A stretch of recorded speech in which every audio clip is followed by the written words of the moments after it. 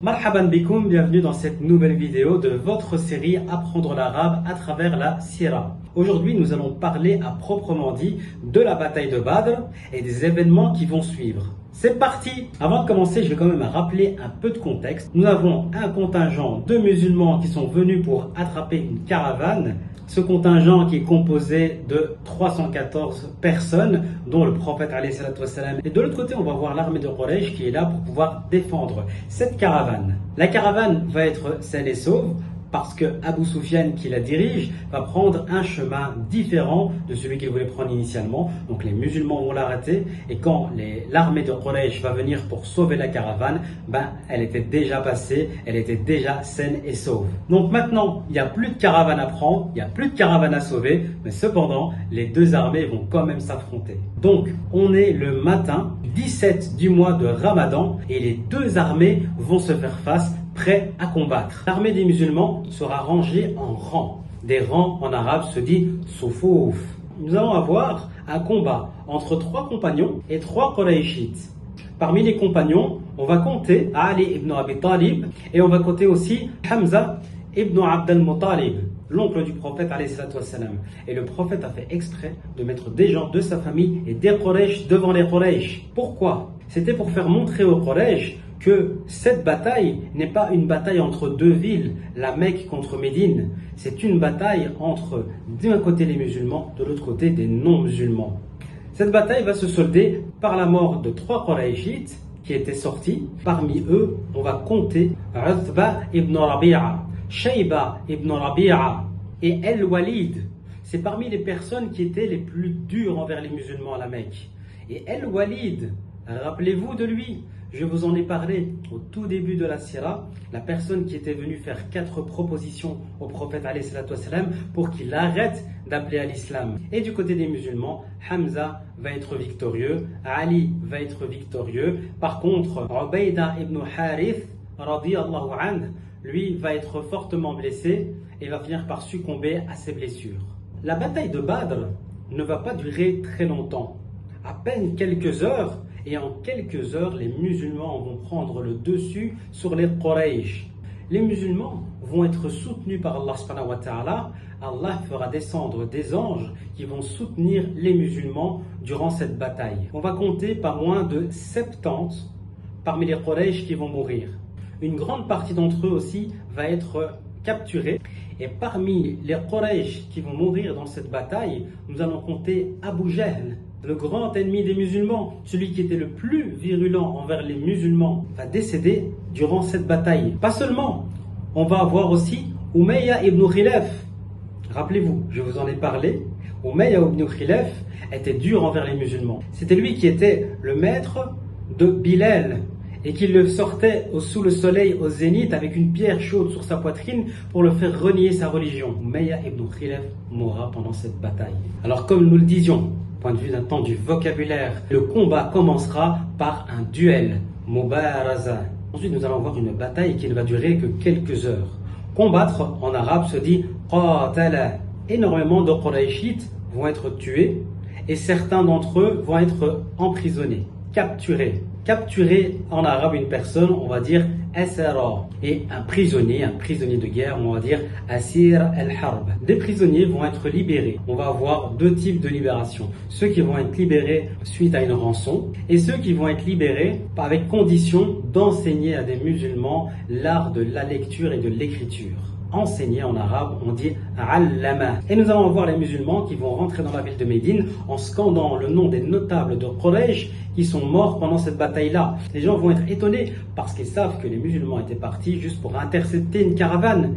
Comment se fait-il qu'il y avait tous ces gens qui étaient présents? On va leur expliquer que Quraysh avait préparé une armée et que cette armée a été défaite. Ça va être une grande joie dans le camp des musulmans de voir le soutien qu'a apporté Allah subhanahu wa ta'ala aux musulmans. Et d'ailleurs, Allah subhanahu wa ta'ala en parle dans le Coran.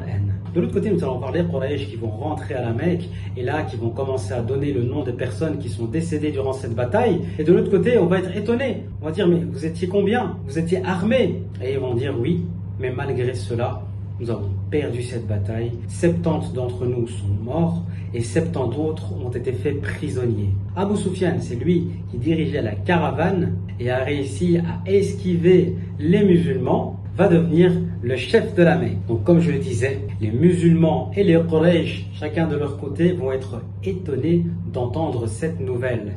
Étonné en arabe se dit adhasha. D'un côté, chez les musulmans à Médine, ils vont être empreints de joie. La joie en arabe se dit al-farh. De l'autre côté, ça va être la tristesse. Et la tristesse en arabe, on dit al-huzn. Je vous ai dit que Abu Sufyan va devenir le chef de la Mecque. Alors un chef en arabe, on va dire za'im. Et un dirigeant, on va dire qa'id. Le prophète alayhi salatu wassalam va commencer à partager le butin des musulmans entre chaque personne qui était présente durant cette bataille. Nous avons une personne qui a reçu du butin alors qu'il n'était pas présent pendant la bataille. Rappelez-vous, au début de l'épisode dernier, je vous ai dit que Uthman ibn Affan voulait participer à la bataille de Badr, mais que son épouse, Ruqayya, radiyallahu anhuma, la fille du prophète alayhi salatu wassalam, était très malade. Quand l'armée des musulmans est revenue à Médine, elle était déjà décédée et ils étaient en train de l'enterrer. Le prophète alayhi salatu wassalam va quand même donner du butin à Uthman parce qu'il avait eu l'intention de venir. Lorsqu'on va parler du butin, on va dire al-ghanima. Est-ce que tout le monde, parmi les gens de la ville de Médine, va être content de cette victoire? Clairement non. On a deux camps qui ne vont pas être contents. Un camp, ça va être des musulmans. Alors, pourquoi certains musulmans n'étaient pas contents de cette victoire? Pour cela, on doit un petit peu remonter avant l'arrivée du prophète alayhi salatu wassalam, lorsque Mus'ab ibn Umayr, après le deuxième pacte d'allégeance, est parti appeler à l'islam la ville de Médine. Beaucoup de gens de la ville de Médine vont rentrer en islam. Une partie des gens qui vont rentrer en islam vont voir d'un mauvais œil l'islam.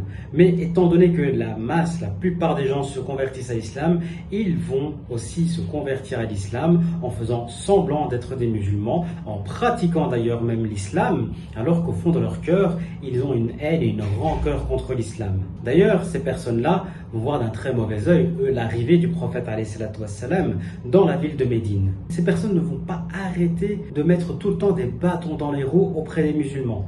Ils le feront toujours d'une manière discrète et subtile. C'est eux qui vont aussi organiser énormément de rumeurs, faire en sorte que ces rumeurs se répandent.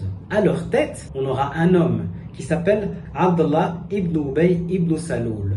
Et c'est lui qui va être à la tête de ce mouvement.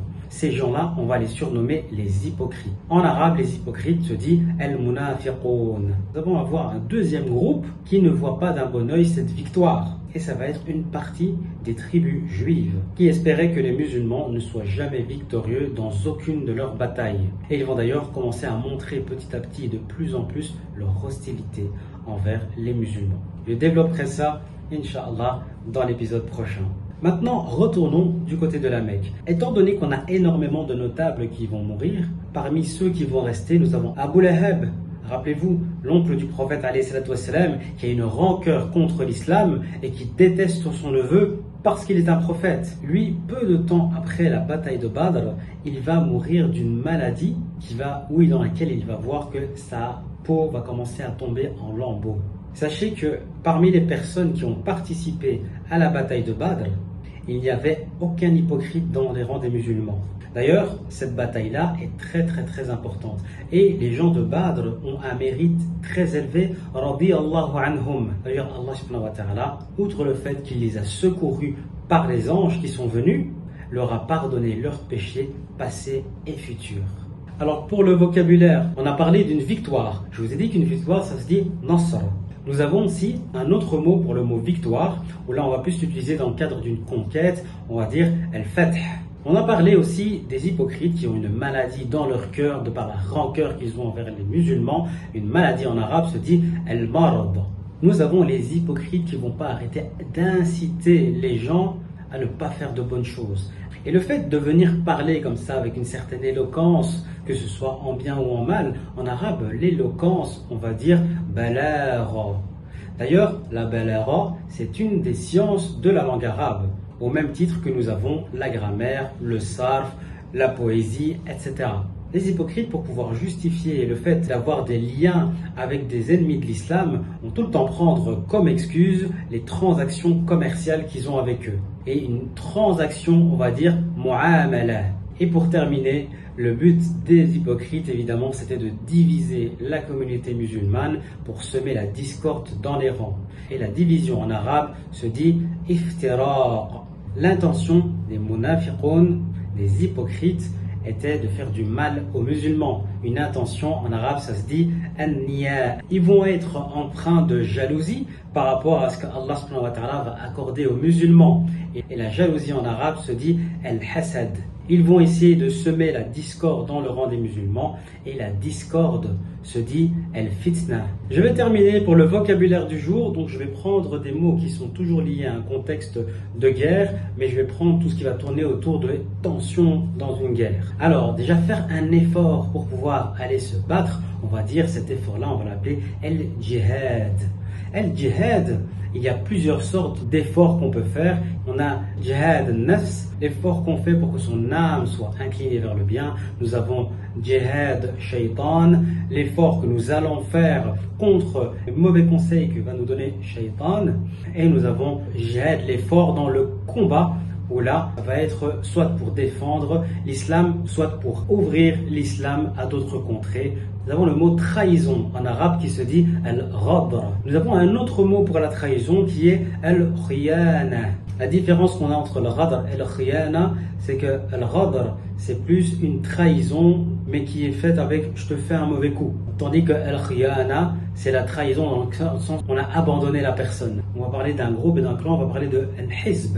Le mot complot en arabe se dit al-kaïd, tandis que le mot ruse va se dire al-makr. Dans beaucoup de batailles, vous allez voir qu'ils se battent pour l'honneur. L'honneur en arabe se dit al-karama.